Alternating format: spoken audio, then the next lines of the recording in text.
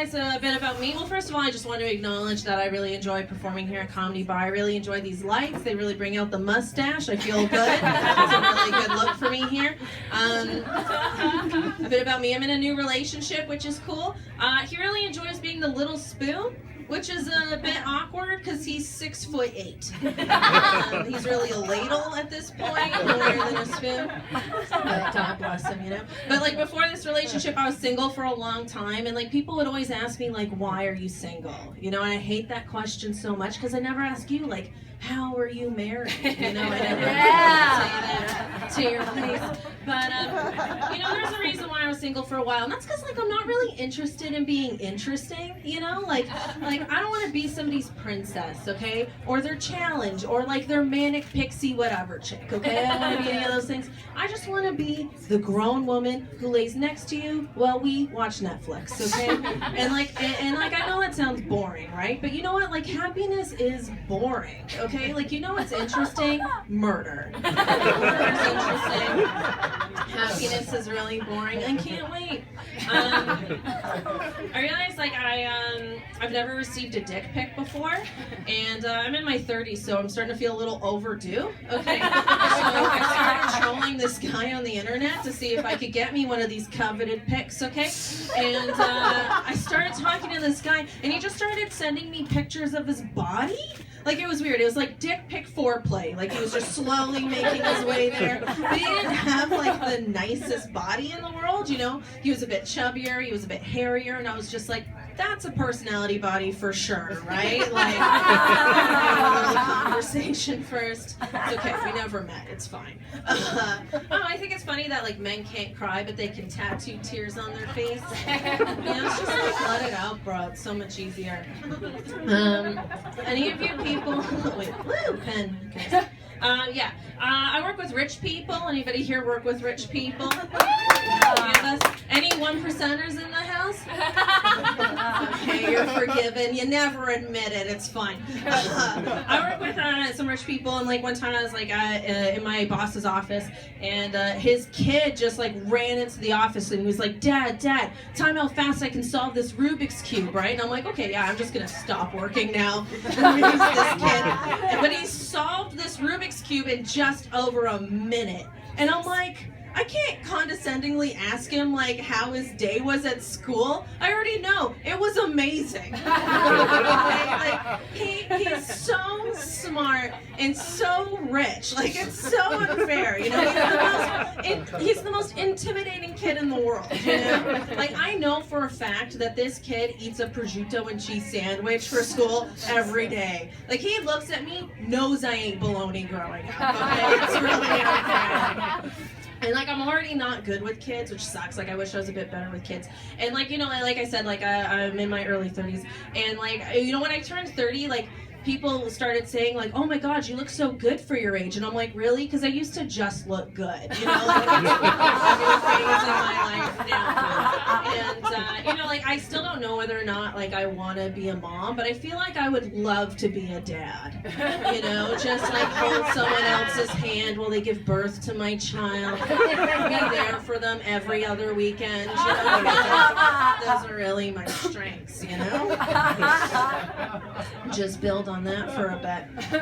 A bit about me, I'm mixed race. I'm half white, half East Indian, and often people tell me like, "Oh my God, like you don't look mixed race," and I feel like there aren't enough half white, half East Indian people in the world for you to know what we look like. You know? Like we can't all look like Ben Kingsley in brown face, okay? Some of us that's a Gandhi reference. You're welcome. From IMDb. It's fine, don't worry about it. I've got a good friend who's a lesbian, and she brags to me about how fast lesbians move in relationships. She's just like, yeah, we like met and moved in after 3 months. Like, I don't know why that's my impression of a lesbian. That's just like any girl in the world, you know, it's just her specifically. But she was just like, yeah, we met and moved in after 3 months. And I'm like, that's great. My parents met and married after 3 weeks, which is 100% real. And she's just like, oh my God, that's crazy. And I was like, yeah, I know. Nobody moves faster than someone who needs a green card. Absolutely no one. We took a family vacation together once, and I was walking and talking with my dad in the airport, and they pulled him over for a random bag check. Not me, just him. You know, and I'm just like, you know, if we were the kind of family that would carry drugs or a bomb, like, wouldn't they be in my Barbie backpack? You know, like, why would we give that to the most terrorist-looking one in the family? Like, we've got options, you know? I grew up in the suburbs. Anybody here from the suburbs? Yeah. What mall? What mall? Sorry? Cedarbrae. Where's that? Scarborough. Oh, and it's not even Scarborough Town Center. That's a first for me. I grew up. Anybody else or any other malls?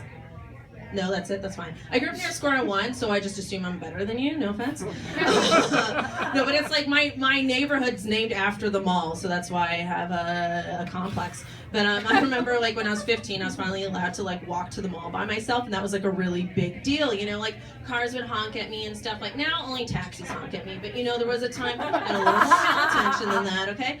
And the one time I was walking home from the mall, and this guy was just, like, really honking at me, you know? He was just really going after it. And I don't know what came over me. I just, like, flipped him the bird. You know, I just gave him the middle finger, and then I heard this howling laughter, right? So I look over, it's my dad.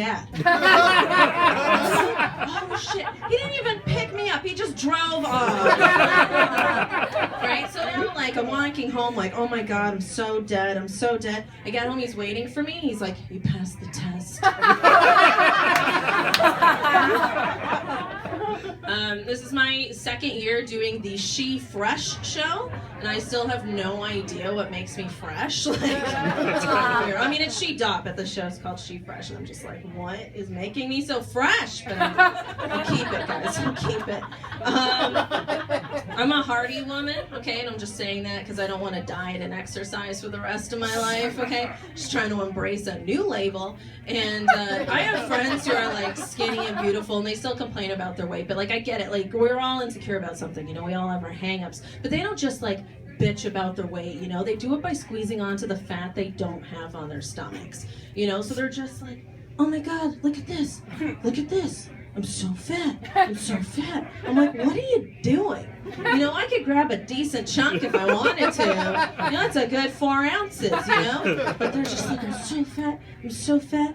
And I'm like, you squeezing onto the fat on your stomach is like me squeezing onto the fat on my forehead. Like, oh my god, look at this. This is the same thing. God bless you. I'll leave you with this. This is more for the ladies, I guess. You know when you start to date somebody and things start to go well and you start to think like, oh, when's a good time to have sex? You know, because like I really want to be respected, right? But I also really want to have sex. Like it's hard to know when's a good time because my brain is just like, he's got to earn it. But then my vagina is just like, he's earned it. Like, I don't know where my vagina learned to speak death metal, okay? Like, it's not the genre of music I listen to. But my brain's just like, darling, you can't possibly give it away. You must own it first. Eat me. Eat me for breakfast, and lunch, and then pizza, and then do it again. Guys, pizza's a complete meal. That is my sexuality.